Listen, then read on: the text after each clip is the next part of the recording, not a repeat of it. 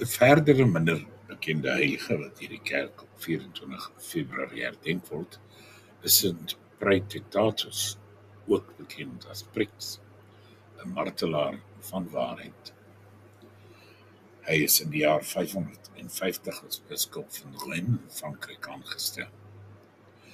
Sy bediening het hom vinnig in die hart van die onstuimige Frankiese politiek geplaas, 'n tydperk gekenmerk deur burgeroorloë en hofintriges.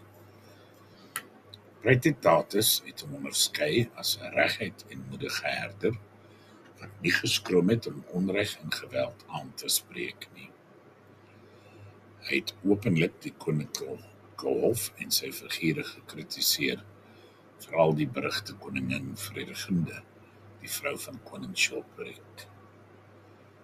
Toe sy betrokke raak by 'n reeks moorde en politieke sluipdode, het Praetitatus haar beskuldig en die waarheid verkondig.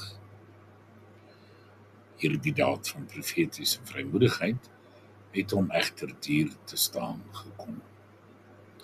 Fredeginde het wraak geneem deur hom te laat verban en uiteindelik in 586 te laat vermoor. Praetitatus se dood word gesien as 'n martelaarskap vir geregtigheid en waarheid. Hy het die rol van 'n biskop nie beperk tot liturgie en sakramente nie, maar ook tot die profetiese taak om magtiges tot verantwoording te roep. Sy standvastigheid teenoor koninklike druk en bedreiging het hom 'n voorbeeld gemaak van onverskrokke geloof en pastorale integriteit. Terwyl die stad Rouen hom as 'n beskermheilige vereer en sy naam bly voortleef in die liturgiese kalender en plaaslike tradisie van die stad. Praetitatus se verhaal illustreer die noue verweefdheid van die kerk en die Frankiese koninkryk in die 6de eeu, waar biskoppe dikwels 'n slotrol gespeel het in politieke en morele sake.